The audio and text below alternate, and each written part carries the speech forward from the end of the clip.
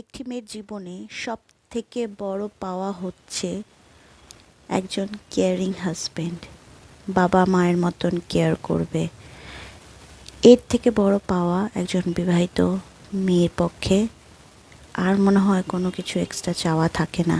তার ভুল ত্রুটি সব ঠিক করে সেটাকে আবার নতুনভাবে তাকে তৈরি করে গড়ে ভেঙে এরকমই মানুষ চায় যে ভালো মন্দ সব কিছুই দেখে জিনিসটা পজিটিভ সাইডটাকে তুলে ধরবে, তাই না?